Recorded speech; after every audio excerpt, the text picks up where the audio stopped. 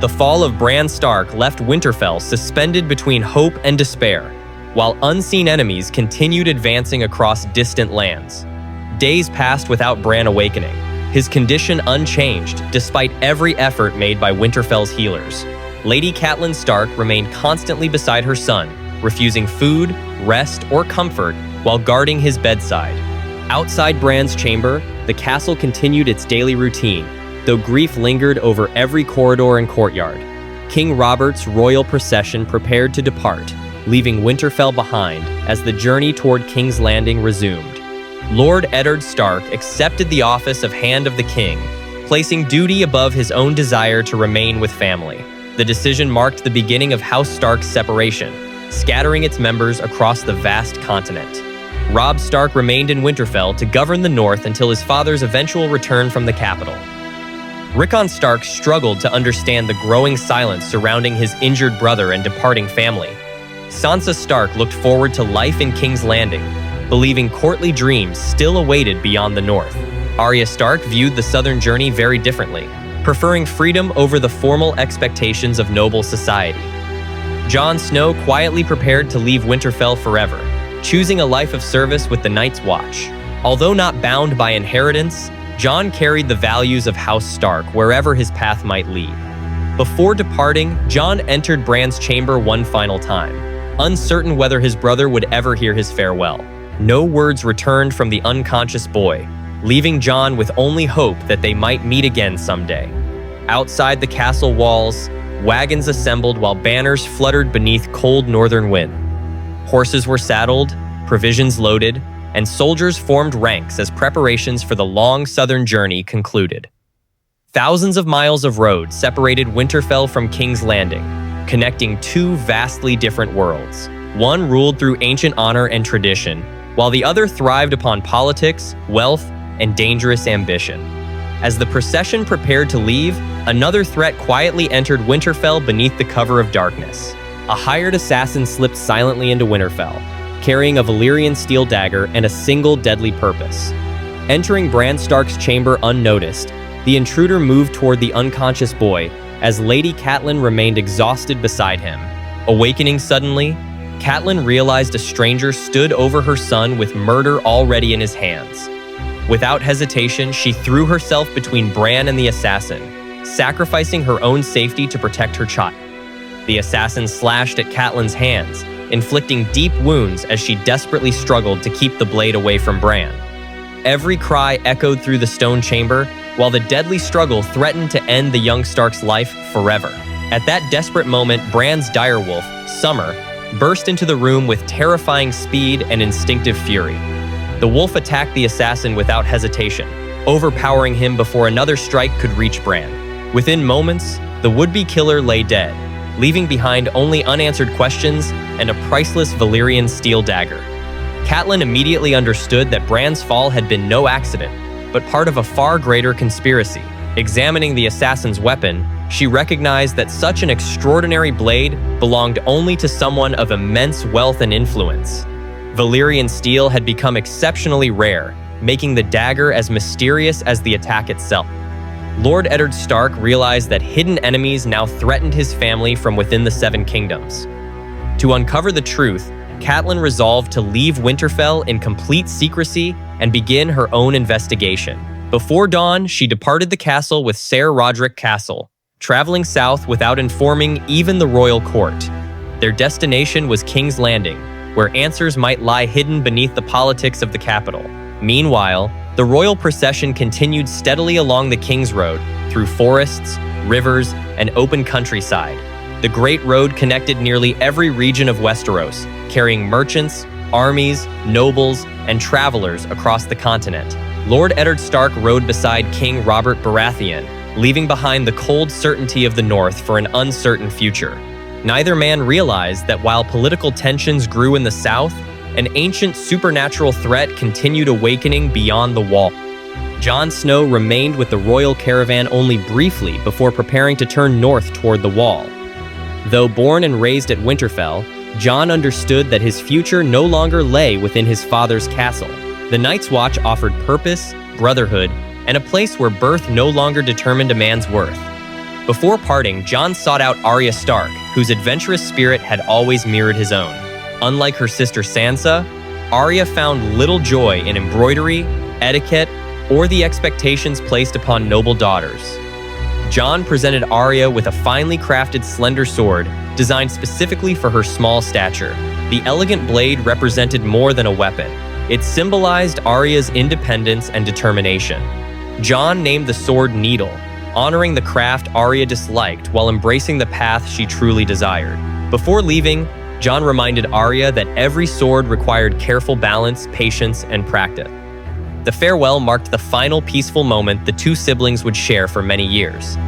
Soon afterward, Jon departed the Kingsroad beside his uncle, Benjen Stark, heading toward Castle Black. Also joining the northern journey was Tyrion Lannister, whose curiosity about the Wall outweighed the comforts of court. Tyrion preferred knowledge over reputation, believing every distant corner of the realm held lessons worth discovering. As they traveled north, Benjen explained the ancient purpose of the Night's Watch and the responsibility it carried. Once numbering in the tens of thousands, the order had gradually declined, as generations dismissed old dangers as myth. Many recruits were no longer volunteers, but criminals, debtors, or exiles, seeking redemption beyond the Wall. Even so, the ancient vows remained unchanged, demanding loyalty until death without allegiance to any kingdom or lord. Jon listened carefully, imagining a future defined not by his birth, but by his own choices. Behind them, the Kingsroad carried Lord Eddard Stark, farther toward King's Landing, and the political struggles awaiting him. Ahead of every traveler lay a different destiny, yet each journey was becoming part of the same unfolding history. Far across the narrow sea, Daenerys Targaryen continued her journey into the endless grasslands ruled by the Dothraki. Every mile carried her farther from the frightened exile she had once been, and closer to an uncertain destiny. Life among the Dothraki demanded strength, resilience, and adaptation to customs unlike any found in Westeros. Vast open plains stretched endlessly beneath the sky, where entire khalasars traveled as a single moving civilization. Horses formed the heart of Dothraki culture, representing wealth, status, survival, and personal honor. Daenerys struggled with the relentless pace of travel, enduring long days beneath the unforgiving eastern sun.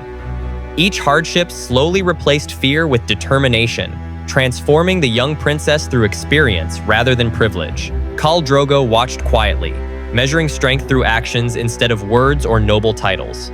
Unlike her brother Viserys, Daenerys gradually earned the respect of those surrounding the khalasar. Meanwhile, Viserys grew increasingly impatient, believing every passing day delayed his return to the Iron Throne. He remained convinced that the Dothraki existed only to fulfill his ambition of conquering Westeros. Yet among the Horse Lords, respect could never be demanded through birthright alone. Authority belonged to those who demonstrated courage, leadership, and unwavering personal strength. Daenerys slowly began understanding the values that united one of the world's most formidable warrior culture. At night, she often examined the 3 ancient dragon eggs gifted during her wedding ceremony. Though cold and seemingly lifeless, the eggs remained a constant reminder of House Targaryen's forgotten legacy. Their beautiful stone surfaces reflected moonlight across the endless grasslands, hinting at mysteries long buried beneath history. Unknown to everyone surrounding her, those ancient relics would eventually alter the balance of power across the world. While Daenerys embraced change in the east, the Seven Kingdoms continued drifting toward conflict in the west. 2 continents, separated by the narrow sea, moved steadily toward a future neither yet understood. Days into the journey, the royal procession approached the quiet banks of the Trident, where the road briefly offered peace. Noble families, guards, and servants paused to rest, unaware that a single encounter would soon divide House Stark forever. Prince Joffrey Baratheon sought the company of Sansa Stark, eager to display the confidence expected of a future king. Their ride carried them away from the main procession, leaving the crowded Kingsroad for the quiet countryside nearby. Not far away, Arya Stark practiced swordplay with her young friend Mycah, the butcher's son. Using the wooden practice sword that Jon Snow had given her, Arya trained with enthusiasm rather than noble discipline. The carefree lesson reflected Arya's refusal to accept the traditional role expected of a highborn lady.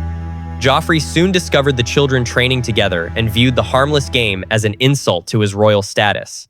Determined to demonstrate his superiority, the prince turned his attention toward Mycah instead of ignoring the innocent practice. Armed with a real sword, Joffrey intimidated the untrained boy, transforming childish arrogance into genuine cruelty.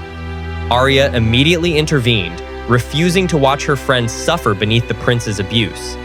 As tensions escalated, Mycah fled in fear, leaving Arya and Joffrey facing one another alone.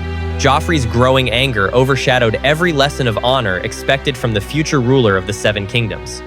Arya defended herself with Needle, striking the prince before the confrontation could become even more dangerous. Humiliated by the unexpected resistance, Joffrey struggled to regain control of the situation. At that critical moment, Arya's direwolf, Nymeria, leapt forward to defend her young companion. Nymeria bit Joffrey's sword arm, forcing the prince to release his weapon before retreating into the nearby woods. Though the wound proved minor, the prince's pride suffered a far greater injury than his flesh. Arya understood immediately that the consequences of the incident would extend far beyond the quiet riverbank. To protect Nymeria from certain execution, Arya made the heartbreaking decision to drive her beloved direwolf away into the wilderness. By sending Nymeria into the wild, Arya chose her companion's freedom over the certainty of a royal execution. Alone in the forest, the direwolf disappeared into the dense wilderness, leaving her young mistress heartbroken. Members of the royal party soon discovered the injured prince and rushed him back to the main camp. Joffrey presented a version of events that concealed his own cruelty while placing blame upon Arya and Mycah. King Robert ordered an immediate inquiry, gathering the principal witnesses before the royal court. Conflicting accounts quickly exposed the growing divide between truth, loyalty, and political convenience. Sansa Stark struggled between honesty and her future as Joffrey's promised bride. Unable to support either side completely, Sansa claimed she could no longer remember how the confrontation had begun. Her uncertain testimony left the truth buried beneath competing loyalties and royal expectations. Queen Cersei demanded justice for her wounded son, insisting that the direwolf responsible must be executed. When informed that Nymeria had escaped into the wilderness, the queen demanded another wolf in her place. Lady, Sansa Stark's gentle direwolf, became the innocent victim of a crime she had never committed. King Robert reluctantly accepted the queen's demand, unwilling to provoke further conflict within the royal family. The painful responsibility fell to Lord Eddard Stark, who believed that the man passing judgment must also carry out the sentence. Far from Winterfell, Eddard executed Lady swiftly and with dignity, honoring the northern traditions that defined House Stark.